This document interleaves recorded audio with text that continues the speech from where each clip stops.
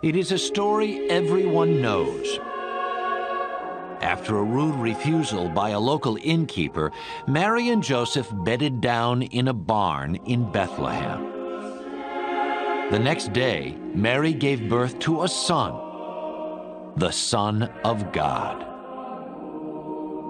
Those are the biblical origins of Christmas. But centuries before Jesus walked the earth, early Europeans were celebrating light and birth in the darkest days of winter. In the Norse country, this winter celebration was known as Yule. Around December 21st, the winter solstice, fathers and sons would drag home the biggest log they could find and set it on fire. The Yule log warmed, but it also looked ahead. Each spark was said to represent a pig or calf to be born in the spring. Also dragged inside were evergreens, the one plant that could make it through a Norse winter. Evergreens proved that life persisted in this dark time. For as long as the Yule log burned, about 12 days, feasting and revelry reigned supreme. In fact, this was one of the few times that meat was abundant, since cattle had just been slaughtered for the long winter. There is a necessity to kill most of the cattle, because you can't keep them alive over the winter when there's nothing to feed them on. You keep a few alive for breeding.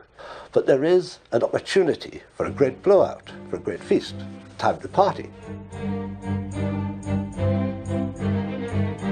The party raged inside in defiance of winter's deadly howl. There is a spooky feel about the northern Yuletide festivals. You may be all right there in the hall with the blazing fires, but outside there are demons, there are spirits. In Germany, the pagan god Odin lent his name to this midwinter holiday. Early Germans were terrified of Odin, whose nocturnal flights decided who would prosper or perish in the coming year.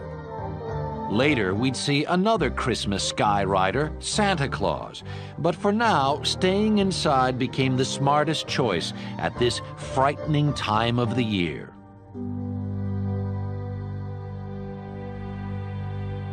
A 1,000 miles away in Rome, winter was less harrowing, but the December festivals were just as elaborate. 1 week before the winter solstice, Romans began celebrating Saturnalia, a month-long orgy of food and drink. Named for the god Saturn, which meant plenty, Rome's established order was turned on its head during this wild, delirious time.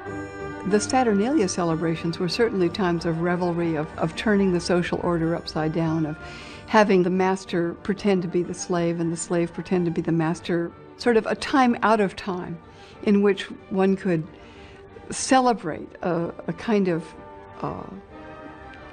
disorder in the universe.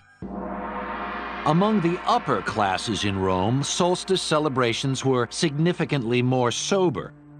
Many influential Romans worshipped Mithra, the god of the unconquerable sun. To this small but powerful sect, the birthday of Mithra was the holiest day of the year.